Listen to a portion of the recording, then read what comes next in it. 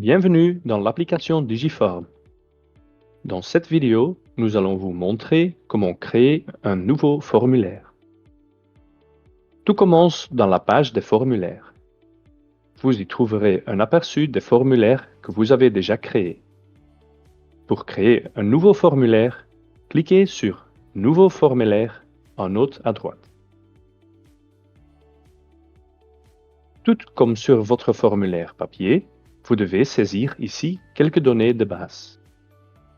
Vous pouvez choisir d'attribuer votre propre numéro de suivi au formulaire si vous souhaitez le suivre différemment. Il est également important d'indiquer la date de transport. Dans la première case, nous pouvons ajouter les coordonnées du producteur. Les champs marqués d'un astérisque sont obligatoires.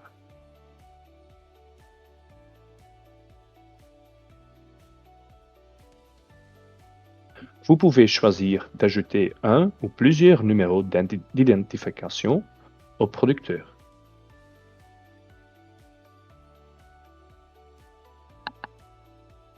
Si l'adresse d'enlèvement diffère de l'adresse du producteur, vous pouvez indiquer une autre adresse d'enlèvement en décochant la case « Identique ». Le type de lieu peut être ajouté sans obligation si vous en avez besoin pour Matisse.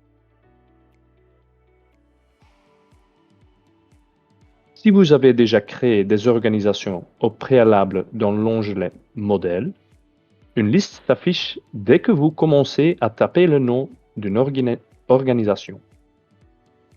Lorsque vous cliquez sur l'une des organisations créées précédemment, les données saisies au préalable sont automatiquement ajoutées.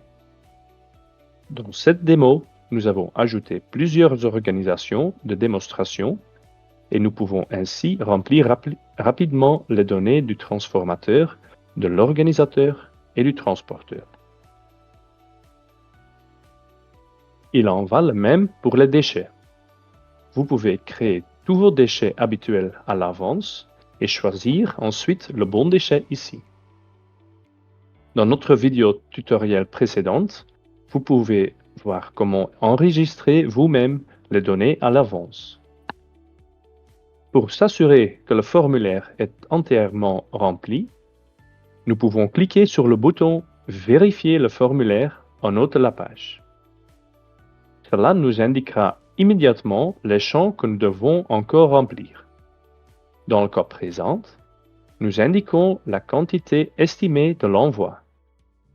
Si nous vérifions à nouveau, nous obtenons une bannière verte nous indiquant que le formulaire est complet. Nous pouvons maintenant enregistrer le formulaire et l'étape suivante, c'est l'option de signature du formulaire. Une fois que nous avons confirmé que toutes les informations sont correctes, le formulaire est prêt à être envoyé au transporteur.